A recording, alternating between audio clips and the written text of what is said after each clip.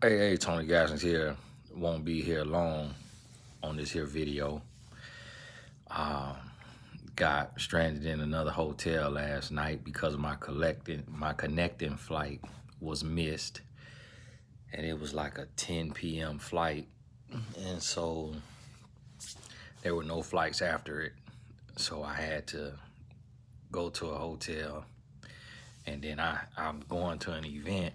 So instead of going home and being able to, switch out everything, switch out my clothes at home, and then head to the event, I had to stay in a hotel. Thankfully, my wife packed me an extra set of everything. So, but I mean, when I get to where I'm going, I got to go to the mall and buy an outfit. Um, and it just got me to thinking this morning about how when you commit to growth, when you commit to change, when you commit to excellence, when you commit to something in your life, you will be tested in every area that you've made a commitment in. So you have to be ready for that. You got to be aware. And you'll be tempted and tried if it's your temperament that you're working on, if it's your patience that you're working on. You're going to be tried in situations where you feel like snapping, you feel like going off.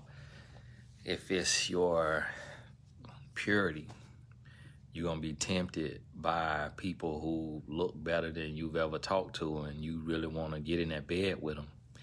You're going to be tempted. If it's your integrity, your character, you're going to be tempted. And so you have to be ready for that and be mindful of it. And I was telling my wife, I said, you know what? I was talking to her last night because the night before she fell asleep, but I was talking to her before when I was on the plane, and the plane got delayed 2 hours. So she kept her phone on loud. So even though she kept falling asleep, whenever I text her, it would wake her up. And I ain't tell her to do that, but she knows she fell asleep on me the night before. So I was talking, and I told her I did a video about her, talking about how she be falling asleep. And so she was up, and we were talking, and then I got to the room, and we was talking, and then this morning I texted her and I said, you know what? It feels so good to be a man and to be in a hotel room by myself and to not be doing anything crazy with pornography, to not be masturbating, to not be watching porn, to not be masturbating to a woman picture. And I told her, I said, you don't understand how big of a victory that is for a man. And she said, yeah, you're right, not as much as you do, but I understand some because you talked to me about it. And I talked to my wife about just the challenges, the struggles, the things that I'm tempted with, the things that the devil try to do, the things that I overcome, the things that I've come through. And I share that with her as an accountability partner, because when I put that out there, when I speak it, and this me being very transparent, a lot of times we war in our spirit and we try to just keep it to ourselves. And for me as a man, I've never been into pornography, but I deal with so many men and even young men who are teenagers or very early in their 20s, and they are already addicted to this pornography. And so many men that I've worked with and dealt with who just can't stop cheating, can't stop, can't crucify their flesh, die out to themselves. And so I was talking to my wife about that and just kind of expressing to her like the level of peace that comes from that victory in your spiritual life, and just growing there and being able to be open and to be honest. And see, this is the thing, and I think this is why God got me outside of the four walls of the church right now, because not to say that he won't call me there later in my life, but to be able to minister on the outside. Because when you go to church, it's not really going to be a sermon on masturbation or a sermon on pornography or a sermon on, the different, the sexual temptations of the adversary and the things that we'll struggle with that defile our spirit.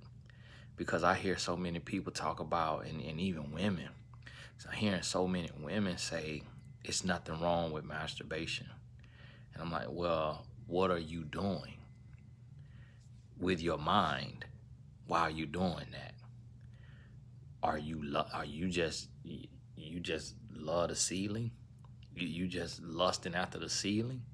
Or is there a vision of a man, a picture of a man in your mind? Is it something on your TV? If you in lust and it's not your spouse, then you in sin. Point blank, period. But also what you're doing is you're stimulating yourself in a way that has nothing to do with life. It's not a requirement to live.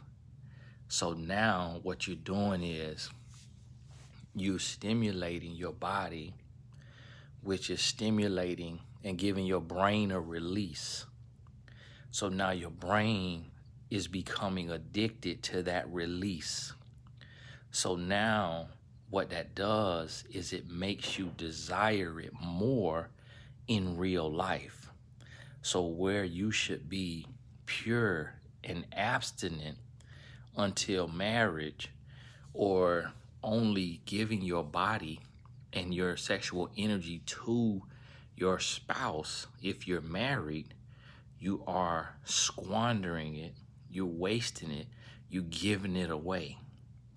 But it's the secular movement to desensitize us to perverted things, to things that are perversion from wholeness and purity, because that energy should be directed to a purpose.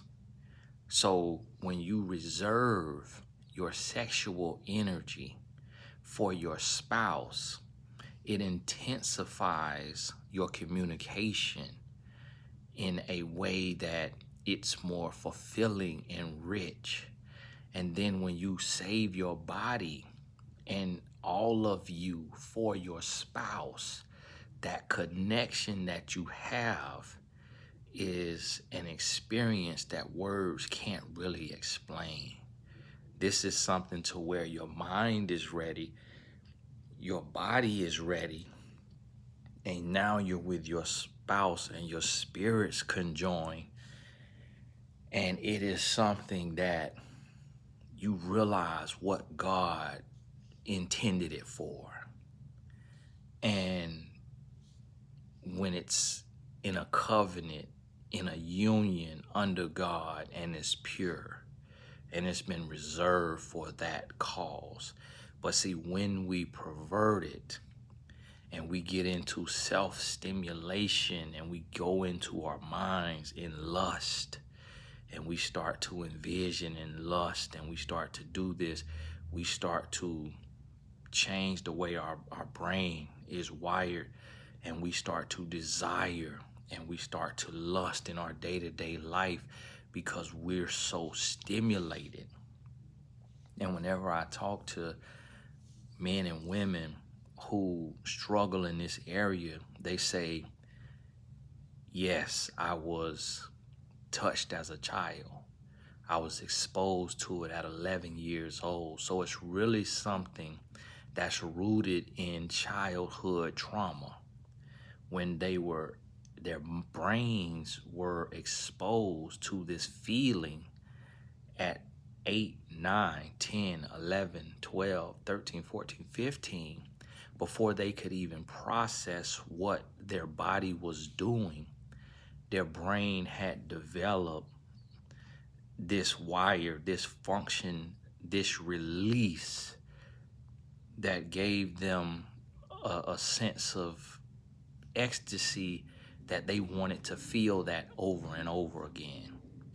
And so this is what I need you to understand is you have to make sure that you're not indulging in things and doing things just because science says it's healthy, or because the world says it's healthy, or because you feel so addicted to it that you try to make it okay because you don't want to sacrifice in that area. And so you just give in because it makes you feel good, but it doesn't add to your purpose in the world or in your life. It doesn't move your life forward. It instead trips you up, traps you, it puts you in bondage, and now you become a slave to it, to this feeling, and you don't have self-control. It has control over you. And so now you wonder why you're always hot and horny. You always want you a piece of a man or want you a piece of a woman. And it's because of the self-stimulation and the things that you indulge in and the lust that you reinforce and encourage in your life. But see, this level of self-control and self-discipline, when you get that in your quiet time, in your bedroom, when you alone. A lady comment, Tony, why are you alone in a hotel room? It's because I'm on the road doing business. Pay attention and stop looking to find the devil in me and looking to cast stones and to judge, and get the message that is for you, because this is the message that I give to me and that God instructs me to share with you, so that each of us can have a personal internal conviction about the things that we need to change individually, instead of looking to condemn and cast a stone outside, to look within and see where we are weak and where we need to become strong, see where we are failing and where we need to grow.